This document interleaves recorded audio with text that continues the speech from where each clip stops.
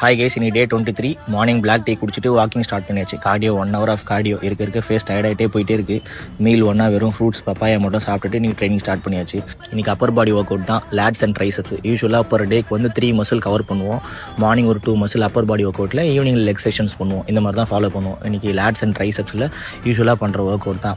Tips and kick back லாஸ்ட்டாக ஃபைனலாக பண்ணிவிட்டு, ஆக்சுவலாக ரொம்ப பாடி டயர்டாக இருக்குது. இருக்க ட்ரைனிங் பண்ணுறதுக்கே இன்டென்சிட்டியே இல்லை. அப்படியே புஷ் பண்ணிட்டு இருக்கோம். முடிச்சுட்டு ப்ரோட்டீன் ஷேக் குடிச்சிட்டு இன்னைக்கு கொஞ்சம் க்ரூமிங்லாம் பண்ணிக்கலாம் அப்படின்னு சொல்லிட்டு பியர்ட்லாம் செட் பண்ண போயிருந்தேன். வெறும் பியர்ட் மட்டும் தான் செட் பண்ணேன். பியர்ட் மட்டும் செட் பண்ணிட்டு தான் ஃபைனல் அவுட் புட் முடிச்சுட்டு மீல் 2 பைனாப்பிள் மட்டும் சாப்பிட்டுட்டு, மீல் 3 வெறும் சிக்கன் அண்ட் ஆனியன் சாலட் மட்டும் சாப்பிட்டேன்.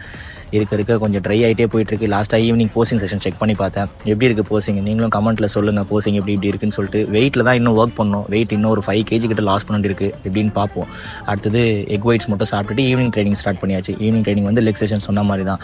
சிசி ஸ்குவாட்ஸு, ஃப்ரண்ட் லெக்கு, அதுக்கப்புறம் பல்கேரியன் ஸ்பிளிட் ஸ்குவாட்ஸு, எக்ஸ்டென்ஷன் அதுவும் பண்ணுவோம். அதுக்கப்புறம் அப்டக்டர்ஸ் இன்னர் தைக்காக அது முடிச்சுட்டு எக்ஸ்டென்ஷன் ஃபெயிலியர் ரெப்புடேஷன் வரைக்கும் புஷ் பண்ணுவோம். எப்பவுமே எக்ஸ்டென்ஷன் ஃபெயிலியர் வரைக்கும் பண்ணுவோம். ஏன்னா ஒரு 3-4 days தான் பண்ண முடியும். பாடி ரொம்ப ட்ரெயின் ஆயிடுச்சு. சுத்தமாக எனர்ஜி இல்லை, காப்ஸ் வேறு இல்லை.